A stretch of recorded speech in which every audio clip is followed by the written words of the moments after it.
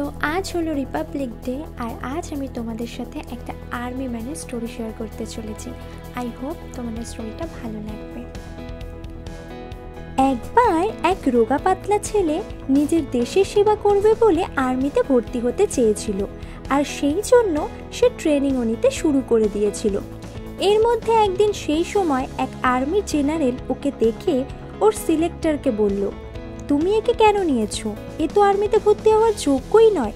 আর এটা প্রুফ করার জন্য তিনি একটা গ্রেনেড নিয়ে ওই ট্রেনিং চলাকালীন গ্রুপের মধ্যে ছুঁড়ে ফেলে দিয়েছিল।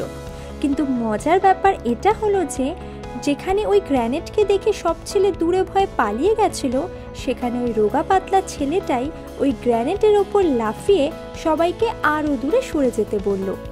ওটা আলাদা কথা, ওই গ্রেনেডটা নকল ছিল, কিন্তু এই ঘটনাটা আসল ছিল। আর এই ঘটনাটা দেখে ওই জেনারেল এটা বুঝতে পেরেছিল যে শরীর রোগা হওয়াতে কিছুই যায় আসে না, সাহস আছে যার, সফলতা কিন্তু তার। তাই বন্ধুরা, চেহারা যেমনই হোক না কেন, মনের জোরটাই কিন্তু আসল। ভিডিওটা ভালো লাগলে অবশ্যই লাইক করুন, কমেন্ট করে জানান কেমন লাগলো, শেয়ার করুন নিজের বন্ধু বান্ধব এবং পরিবারের সবার সাথে। আর হ্যাঁ, সাবস্ক্রাইব করতে ভুলো না যেন। সাবস্ক্রাইব করবে, তবেই তো আমাদের সাথে জুড়ে থাকতে পারবে।